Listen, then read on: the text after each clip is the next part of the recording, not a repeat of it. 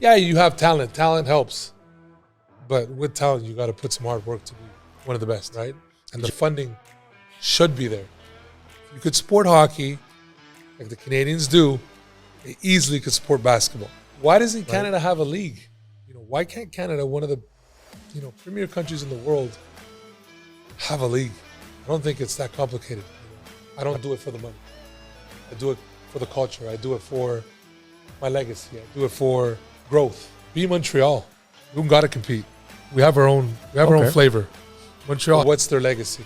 What are you leaving behind? I always put myself, and I always tell them, I say, look, this is a legacy play. This is bigger than yourself and anything you can do when it comes to business. This is a business, yes, but saying that you impacted your community at the highest point, the highest level, that's a legacy. And that's what I want to do. That's what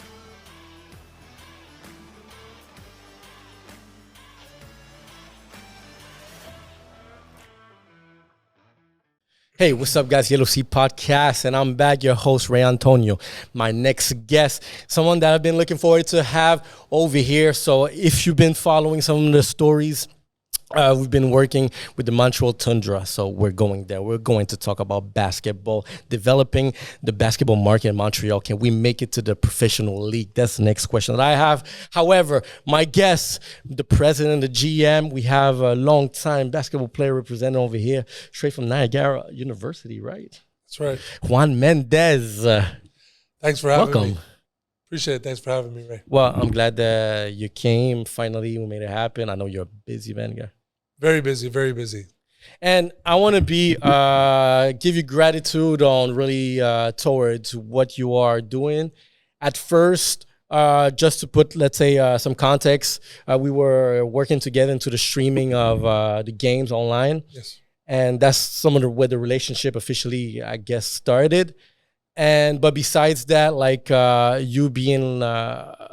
I understood the project, but I understood something else once I started doing it and even getting to know you further, which was this mission, to try to bring basketball here, but mainly to influence the youth.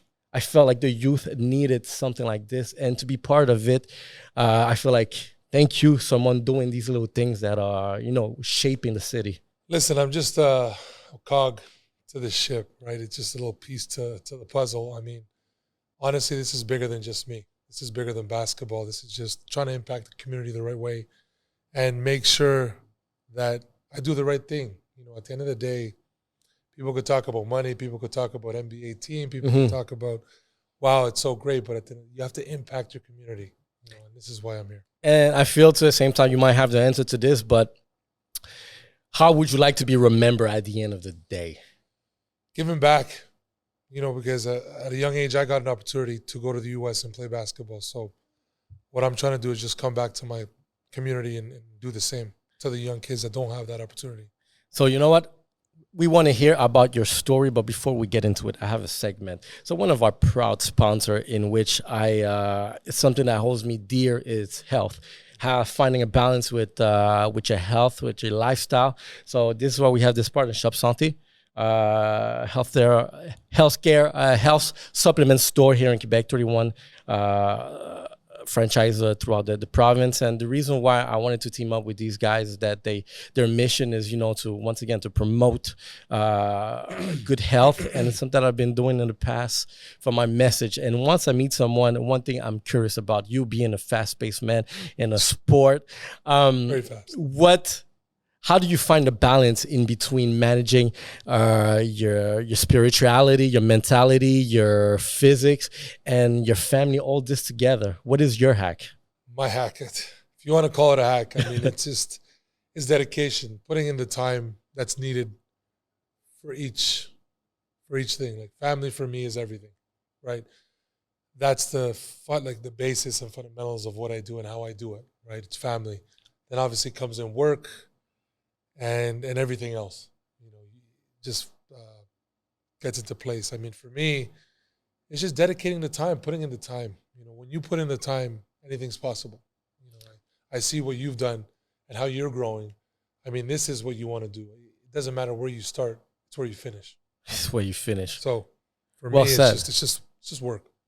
Hey, you know what? I was thinking about this new question too. That this year about to be the first one I'm going to ask this, but I Don't find put me on the spot. no, it's not. It's not even that bad because it's very to understand the person. Because one thing I want my audience to is to relate to my guest, and where can we relate? What is it about your personality that is in common with mine? And I was thinking about this only because I was listening to a podcast and describing really the relationship of animals in the jungles. And my next question is, what is your spirit animal? It's a tough one. I'd say the owl. I'd say the owl. No, but honestly, it's just my spirit. Yeah, it's a good question. I'll say the owl. Okay. Just stick with the owl. Just because What about it? The owl has wisdom. If you look at an owl, it just observes everything, watches the scene, and then when it needs to make a move, it makes its move when it's needed. It doesn't just waste its time, right? So that's how I feel. I wait. I look at what the community has to offer, and then I just try to get it when I can. The owl is a nice striker too. Like I like watching little documentaries about the owl because it's a very majestic animal. Very much so. Unique. You don't see that kind of animal like being duplicated in other forms. Like I'm unique. I'm one of one. You're not going to see me a lot in the city. You're not going to find guys like me in the city, believe me.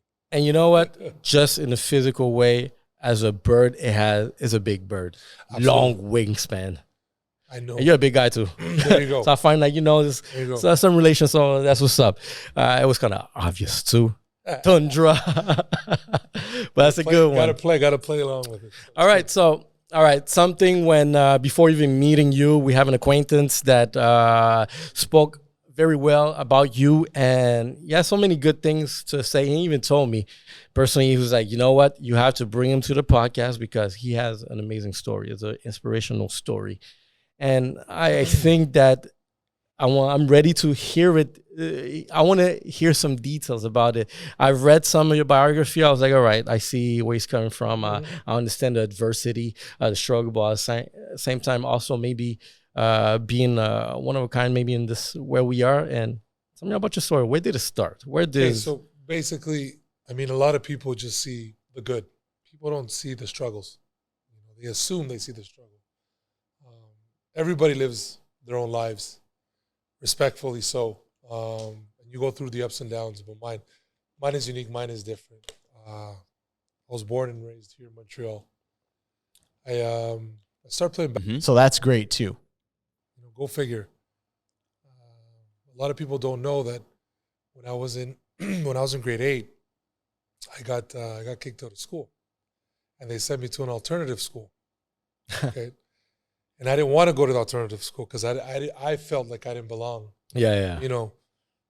So what I used to do was I never went to school. I didn't go to school for like, let's say 3 months. I would go to the basketball. And I would just turn to the YMCA and play basketball during the course of the day. Oh, yeah. And then by 3 p.m., I would head home. And my parents wouldn't know because they wouldn't even do attendance. Oh.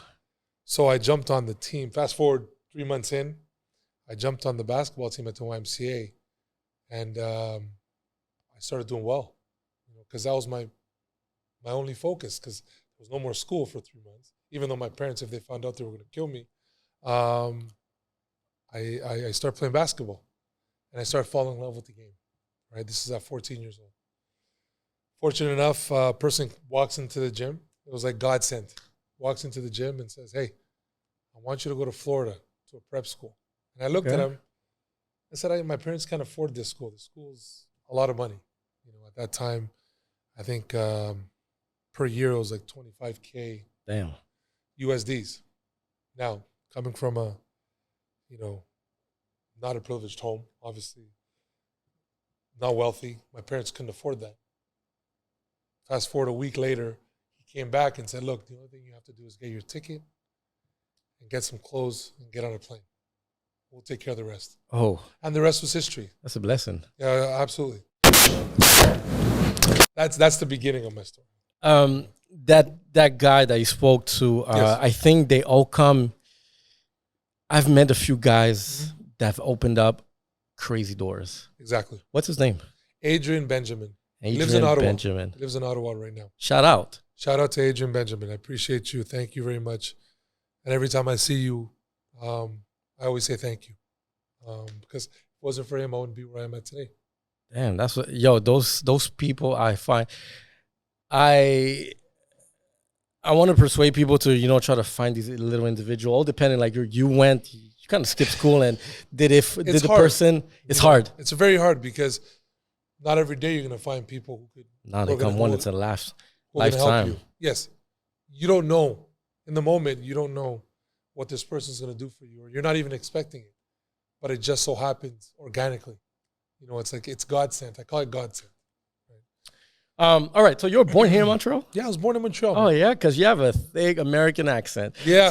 So because I grew up in after 14, I went to the U.S. Oh, okay, that's a story I want to get into, understand the background. I went to Florida at 14 all the way to like 24.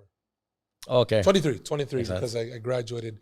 But even then, I was still doing my basketball in the U.S. All my stuff was in the U.S. But you do sound like you grew up in the Bronx? No. Queens? Western New York. Western New York. Damn. All right. Not even close. Not even.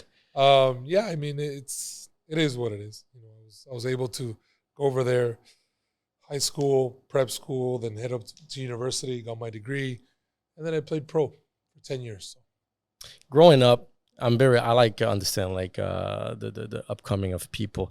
What was your biggest adversity? Biggest adversity. For me, culture. Tell me about it. And I'll tell you why culture, because growing up in Montreal from a Spanish descent family, obviously at home we speak Spanish. Yeah. As you know, I speak Spanish. So had a culture of just speaking Spanish, eating certain foods, doing certain things a certain way. And then when I started going to school at a young age, at like 6, 7 years old, I seen the difference. You have Anglophones, you have Francophones, you have, the barriers of one's of one's youth. Yeah. I think that was really tough to really adapt to. If you want to say, it took a couple of years to really get along, and even to this day, it's still a problem for some people, right? Yes, it is. It's still a problem. So, I mean, for me, I learned at a young age that evolution is inevitable. You got to evolve to become better, to understand the world and grow with the times. You got to evolve, and whether it's 5 years, a year, 6 months, 2 months. Every day, you're technically supposed to be growing, and that's what I try to pride myself to do every day. And growing up in the States, so how do you see the difference between being a Canadian and being American lifestyle? Well, that's two totally different animals. So we're very socialistic here in Canada, right? It's a capitalistic society in the U.S. Yeah. It's dog eat dog. Yes, so your demeanor, your approach to things has to be a lot different. Here it's more relaxed. Even though people have that fight, they don't show it as much. It's they're much more rare. It's getting there, and I understand that concept only because I grew up in the Bronx. And there you go. So I've been in the States, and going from Canada to the States and like the hood, and being back here in Canada, I got to see two different worlds exactly. It's two different perspectives. Perspective that, and in some kind of blessing way, I moved to New York and came back during the moment of growth of early teenagehood. So perfect time. My personality, a lot today, still reflects who I grew up during that period. Like I do have certain factors about my personality that from elementary that I was here in Montreal, but I find really that what really shapes your perspective, your mentality, everything is in the beginning of teenage, and moving to the Bronx at 10 years old and automatically going through bullying.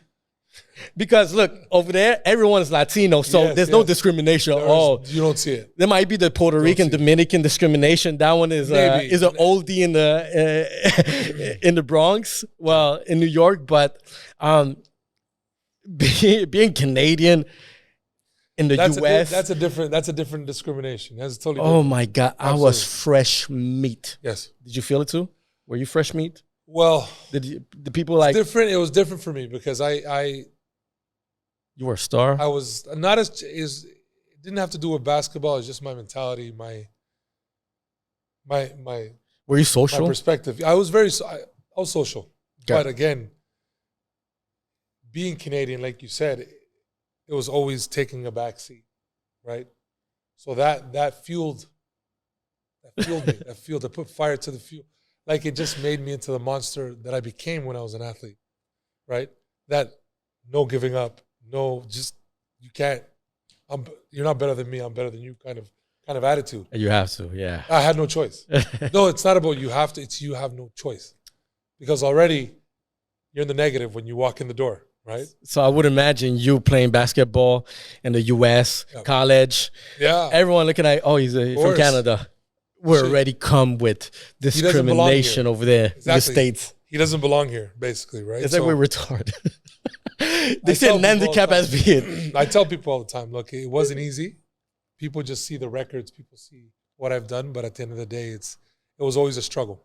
I was never put in position to be successful. I could relate. I had to make my way. Could relate. Just like in real life, just like in real time, what we're doing now. So, However, coming back to Canada with the American mentality and knowing that you're there, I mean, look, there's a little prestige, a little shine that comes on. Well, you're proud of what you do, Yeah. right? You work hard. You have the pedigree to be successful, right? You got the end. You understood the game. That's right. You understand the game. You put yourself in position to be successful. You do everything it takes to be able to get to that next level, right? And that's what we do, because that's the mentality. That's that upbringing, right? A lot of people don't have that here. People don't have it. They think they have it. They don't have it. Nah, exactly. I agree, and I find that only a very tiny percentage of people here, starting to have it. Like it's slowly starting to understand it, right? Yeah, that's good point. The work culture. I want to get to that because it's very important. Obviously, we have businesses. People don't work the same. Over there, people are hustle. They hustle. They move. Everything is hustle. They work. Here, people don't hustle. People just work. I'm tired today. I don't want to work. And that's not the mentality we should have, especially for a place like Montreal that needs. It's unfortunate, and one of the mentalities just recently I was driving by the 440 and the 15th. There's a big construction site going on to do an overpass. That shit been going on for maybe 2 years now. And in my head, I was like, I look at my wife, because the heat starts, I'm like, hey, it feels kind of Miami, but in Miami, they don't stop working. No, they These don't. highways are just building nonstop. At night, midnight, working. People are working. Daytime, working. And no wonder a city is growing. It's building, yeah, that's right. And they're here over here. Day off, Saturday, break. I'm like, come on, guys. I'm pretty sure there are people that would be willing to work right now. I don't know what people do or what they think is appropriate, but I mean, at the end of the day, for this city to grow the way they want it to grow and they want the benefits the city has to offer, people got to put in the time. That's just saying, you know what, let's get this done. Let's finish this. Yeah. But people want to complain all the time, but they don't put in the work, right? We need that leadership too. Absolutely. That hungry leadership. But this is what I'm talking about. It starts from the top. It doesn't start from the people who just work. It's just the top to put down some regulations of, especially look at how much cones we have in the city. Ridiculous. Open the map of the construction map of Montreal. It should not be that way. If you don't zoom in, it's orange. No, it should ridiculous. Not be that way. The city should be better. Definitely. We could talk about that, but before we get there, just to get back to your college career, what was your most memorable moment that you lived during that career going on in the States that forever shaped you? Memorable moment, winning a championship. Because like me, when I left here, my goal was to just graduate college, be the first one in my family to graduate university. That's what's up, right? That was my goal. But then I seen that basketball was taking me further than what I expected because of the hard work and the perseverance. and just the fight, So in high school I won, and then I went to university and I said, look, I gotta do the same. We got it done. I got it done my last year, and it was something that really catapulted me to that next level, right? Because obviously when you do university, it's one thing, but now could you be a pro? Could you do it as a pro? And it was a challenge. But was that good enough? Yes, it was very good. And there's a lot of competition too, as opposed to here. Yes, competitions was growing. But did you feel like you were like a competitor to these other guys? Like, oh shit, the Canadian is better than me. Absolutely. Well, my senior year university, I was an All-American as a Canadian. Damn, that's great. Right? I ended my career with almost 2,200 points, 1,000 rebounds. See that. Right? What's up? And that's not just because I was the best player on the floor. It's just I put in the work. I put in the time. I became good. I was, you know what I mean? You have to work to get to that point. Yeah, you have talent. Talent helps. But with talent, you got to put some hard work to be one of the best. Did you have a plan B? Plan B? Yeah. Do you believe in that concept? I do, but I don't. Because I knew once the door was open for me, I'm going to kick it down. Okay. I knew I was going to be a pro. That's a mentality. I knew I was going to be a pro after my second year in university. Oh, shit. Okay. Because I was playing with the national team at 19 years old with the likes of Rowan Barrett, Steve, Sean Swords, Peter Garachi, all these guys, Hall of Famers, Olympians here in Canada. I was playing with them. So I knew that if I could compete with those guys and they're in their 30s and I'm only 19, I have a long runway to be able to achieve my goal. And being university there, right? So having your main focus on basketball, did you have maybe like a major that potentially interested you? I honestly couldn't do the major I wanted to do because if I were to go back and not become a basketball player, most probably I would have been a lawyer. Oh. Okay, I would like to do that, but going into law school as an athlete and playing, it would have been too complicated at that time for me. But that's a powerful move. It is. It would have been a powerful move. You finished lawyer and imagine that. I wish. I actually did my work in university. I didn't have students doing my work for me, so it's harder. It was harder back then than now. All right, that's great. That's great. All right, so you came back here at 24. Yeah. Said? No, I came back 2000. I came back 2013. After my pro career. All right, 10 years ago. Yeah, approximately. So, what happened there? Like, all right, are we anywhere near that business mind of funding, having a team, pushing a team, or you're still like trying like, or what am I going to do here? So this was always something that it always played in the back of my mind because when I would play overseas or wherever I played in any country I played at, everybody had a league or a team that they rooted for. I didn't have a team. So I'm like, okay. Why doesn't Canada have a league? Why can't Canada, one of the premier countries in the world, have a league? I don't think it's that complicated, right? And the funding should be there. If you could support hockey, like the Canadians do, they easily could support basketball, right? So that always played in my mind. I'm like, why? So I came back in 13. What I did was I became an assistant coach in 14 at McGill University. And I coached there for 3 years. I wanted to see the landscape when it came to basketball here in Montreal. I had connections, but I wanted to get more connections and really dive into why the culture is the way it is when it comes to the sport. Did that for 3 years. I like the patience. Observe, patience, right?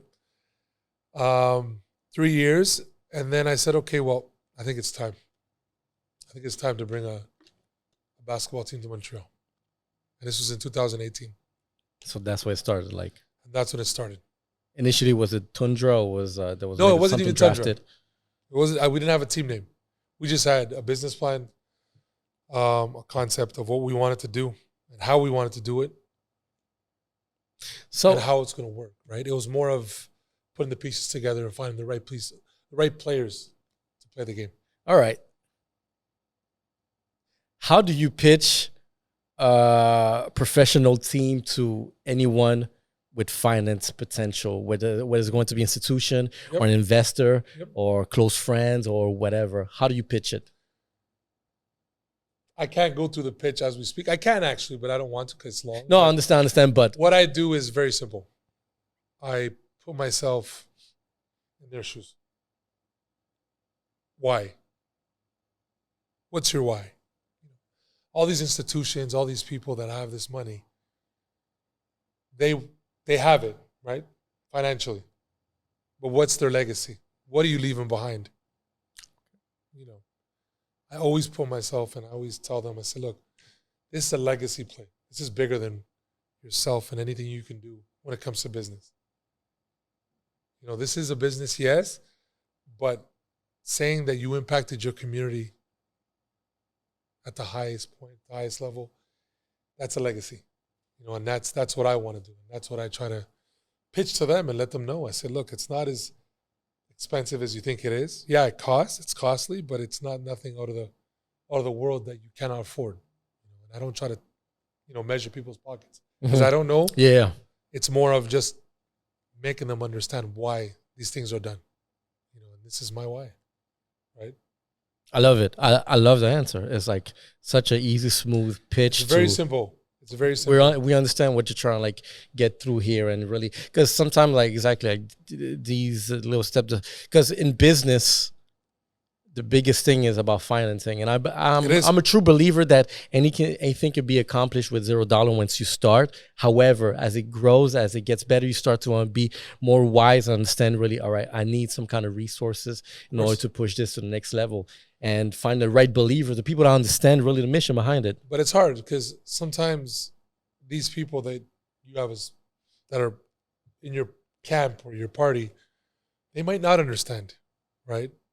But they grow to accept and see why you're doing this and why they should take a chance, right? Because sometimes money for some people is nothing. It's like a drop in a hat. So here in Canada, Quebec, there's 3 ways to finance yourself a project like this. Going to be institutions, going to be government, and private. Yep. All right, private, government, and banking. We do private. We don't go government. We try to stay away from all the institutions at this point because we're small, right? Corporations, it's tough because it just depends on who you go after. We're to the point where it's growing stages. This is the base of what we're doing right now. It's just fundamentally not there yet for these corporations to say, okay, we want to take a stab at it, right? There's no common interest yet, right? It's got to grow more. Because, and this is just lately, these past 2 years, I guess, ever since I started this business, Black Box Media, for example, the production house, I've been trying to figure out at the same time, right, which direction of financing am I going to go once I have settled infrastructure and I'm ready to, I want to go to the next level. And government, unfortunately, I find that in this field of media in Quebec is such a poison gift in which people will take that easy money to, let me try to build a culture. However, I find that it's easy money that you don't have to give back, that you don't have anything that to show responsibility towards. But in return, I find that you don't put the same heart that into making this culture thing grow bigger. And I just find that it's just like we need to start changing a bit the way we see these ways. Because I know is it money or is it culture? What are you looking for? Right? Now, if you're looking to do this for money, you're in the wrong business. You're in the wrong country. You're in the wrong country. If you're doing it for culture, you might have a chance to be successful. I don't do it for the money. I do it for the culture. I do it for my legacy. I do it for growth, right? That's why I do what I do. But that's good. So financing you need, yes, but it's not my main focus. Yeah, I understand. No, definitely. But at the end of the day, at the same time, I would imagine you're surrounded by people who guide you properly. Yes. Yes. We got some people who understand this and are doing the best they can to help. Okay. Right? But at the same time, not everybody thinks alike. Not everybody has your interest, right? Yeah. And that's hard to find. It's hard to find good people who believe in your vision and believe in what you want to do as the play. Right? So tell me about the Tundra now. Like now that's all right. We're going on to 2025 is going to be the third season. Third season, yep. So how were the past 2 seasons? I'm proud that I was there. I actually met I actually came the first time. I think I actually seen the Tundra was the first season.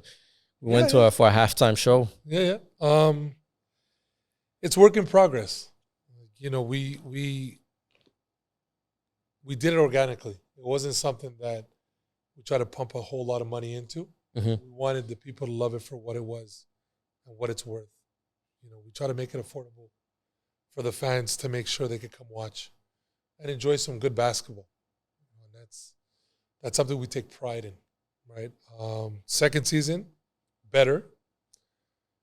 The record didn't state that, but I mean, the entertainment factor, obviously you were there, the streaming, the people. At the end of the day, it's a family event. Yeah, it really is a family event. And I encourage people to check it out the next season because the ambience. The ambiance is it's 1A, right? And I heard some people say that maybe maybe the other team. Hold on, what? All right, I just want to phrase it correctly. Yep.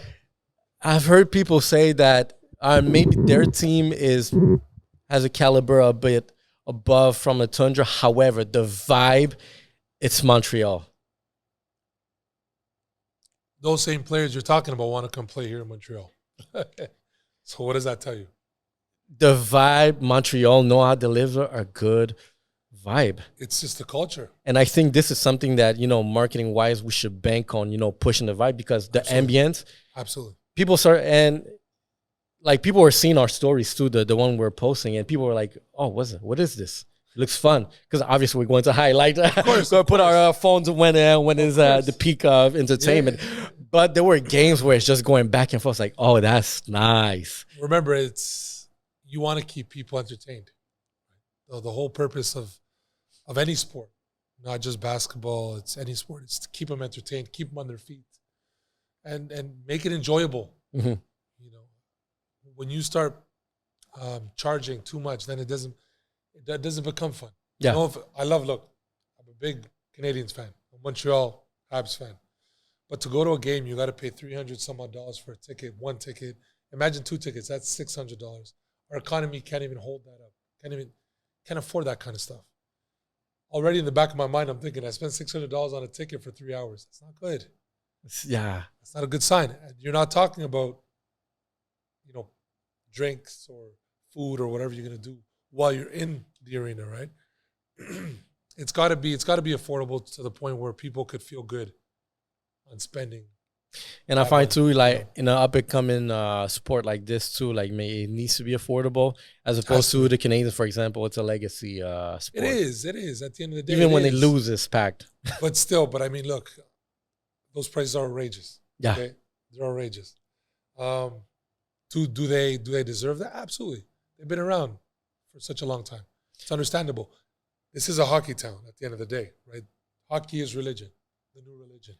Sports is the new religion. Yeah. But you need more than one sport. We have the CFL, right? We have hockey, but people just focus on hockey. We need to focus on other sports. Now that the immigration population is growing, we need to be competitive with Toronto. How do you feel? Baseball and basketball too? Just compete. Just be Montreal. We don't got to compete. We have our own flavor. Montreal has its own flavor, has its own culture. Oh, and when you come, exactly, the culture is there. And when you come check out one of the games, you feel that vibe, all the little kids and people. You don't have to see it as competing. You have to see it as just you pick us to have fun. Authentically Montreal, authentic Quebecer. That's what you got to be. So we need to push on the vibe, the entertainment, the culture, the fun that is And to me, all right. So the games were going on the weekends. Weekends for me is family time. But I was having a good time going With check your out family. going there, like having checking out the basketball game, because at one point they were entertained. It was like, oh, nice, we're getting there. You could do a lot in that little space. I just want people to come out and support. That's it. Doesn't matter. Just come support. Come embrace the sport. Come embrace the entertainment. It's actually like a night out when you walk into that arena when the game is going on. Yeah. So, I mean, with time, it'll grow. A lot of people are, taking eye to what we're doing. We'll see where it goes. Hopefully it gets sold out the next season, and we'll make it. Not even hopefully, it'll be sold out. But something will happen. It's going to happen. Something will happen. It's going to happen. Talk to me about the team. Like, really, how do you see the team growing, and really, what do you feel that you need in order, let's say, to even bring the team to the next level? Well, where do you see it? Like, obviously, we all won the championship, but we want champions. Obviously, everybody wants to win. People want to be around winners. For us, it's more of getting good quality guys. I think for me, that's the most important part of creating a team. Mm-hmm. Okay, you need guys who could be in the community, who like being in the community. You don't have to force them to. Respectful guys who love playing the game, who will do whatever it takes to build the brand, and build themselves. At the end of the day, you're a brand, even as an individual player, right? So if we have, let's say, 10 to 12 guys who believe in that, and that's the common goal, I think we'll be successful. And let's say, how long do you think you'll be able to reach, let's say, your next big goal? Well, there's so much goals. Yeah, but right? There's a big one. The biggest goal? Because like the owl, we observe. Yeah. We observe, the next, it'll be an NBA team. Let's. Okay, I like that. Elephant in the room, it'll be an NBA team, but that's going to take time, right? You have to build a foundation before you can even decide. The economics have to be right in the city to be able to support a basketball team, an NBA team, per se, here in Montreal. And when is that? I can't tell you, but I know it's going to take some time. It'll take some time. And there's been talks, obviously, that the conversation is going on. Well, they're Montreal's a candidate to be one of those teams, but I think there's a few other teams ahead of us as we speak that are going to get those bids before us. So we're not getting this right now? No. What time? I'd say 10, 15 years. It's time. It's time. But again, that gives us enough time to build this culture properly. Exactly. To build that culture, right? Build the players. Exactly. Everything. And we're starting to have emerging players too that goes are professional too. That's right. So we're getting what we need. Is just more of who is going to really back this thing all the way to the top. So those guys going professional and having some success. We are pro. They're just going to different leagues. Yeah. Right. So it's all pro. All right. Those ones that go to the big, it's a good point. Yeah, good insight. Yeah. The one that goes to the pro, like to the NBA. How many more do you have? Like, all right, we obviously have the potential, and I think that potential build itself. Do you think like in the future, in these next upcoming 10 years, that there's a good enough pool of talent here to be a team that's going to compete in a big league? Well, that's on us. That's on us who know basketball, right? That starts from the grassroots. Now, the biggest struggle these countries are having, like us and the U.S., is that the structure is not in place. They're not teaching the kids how to play the game the right way, fundamentally, right? So if we could implement those things now, which we are doing because we do, for example, we have our Junior Tundra program who just focuses solely on structure, on how to play the game the right way. So when they do get to a certain age, they'll understand. They'll understand and they're ready to play at a high level, right? Because we do have the athletes. Canada right now has 31 athletes that play in the NBA, right? The second largest population in the NBA besides the U.S. Okay, for me that's very important. That's more important than anything else. And I've been saying this for over 10 to 15 years. I'm like, look, the system here for the upbringing of these athletes, we don't have it. And now we're just starting to build that. That's where I come in. That's where the Montreal Toundra comes in. Do you think that it needs to be, because, all right, for some strange reason, and another conversation I had with my wife about, current events. When I was younger, Olympic, because right now the Olympics are coming up. Yep. When I was younger, elementary school, that was like maybe 30 years ago. I find that Canada has a solid Olympic team. Absolutely. However, as I got older to today, maybe these past years, I find we have no sport. We used to be competitive at certain sport. Now I find that Canada doesn't have any competition. It's all about the US, France, China, the same, even Korea, things like that. Do you think there's where Canada's losing it in the sport culture? We're not losing it. It's just, I think there has to be more funding to really support these athletes. I could sit here and go down the list. I don't want to do that because I don't want to make it look like I'm bashing our decision makers. But at the end of the day, you got to put money in. You got to put money into what you believe in. Do you think it has to be, in order to make it, has to go private rather than institution? No. It's just they have to be more aware. The U.S. Look at the U.S. here. Great example. How do they market their NBA players? Look how they market their players. Does Canada do that? So we should put more money then, because everything is commercial. There's making the biggest. If you market your athletes the way you're supposed to, trust me, we'll be able to compete. Look, this summer, I think we'll medal. We should medal. Okay. We should medal. This is the best national team that Canada's ever had when it comes to basketball. All right. Yes. I like that. The whole roster are NBA players. Well, I've been. And they have a great coach, Jordi Fernandez, my guy.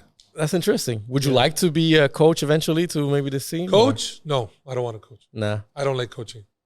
I can't deal with these. Or have some kind of management. Yeah, that's it. Just put me behind the scenes. I don't like being in front of that camera all the time. Just don't now. need it. I'm doing this because I love you. Thanks. I appreciate it. All right, well, it's great. Well, all right, so what message would you like to send out there to people listening and to young kids? You know what? Young kids. Young kids. Stay off the internet. Stay off social media.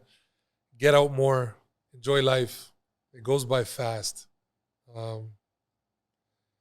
Work hard. Build this country. That's it. Build the moment. Build what you're doing. Create your space. Create your peace. That's what I give to the youth. I think it's very important that everybody should take a moment, reflect. Even the kids, as you're a kid, and try to figure out what you want to do moving forward in life. And I know it's tough because you don't know, and you're being guided by your parents. But try to figure out what you're good at, what you like doing. Do what you want to do. Don't be forced in a position where you have to do something because you're forced to do it. Because then you're not going to do it.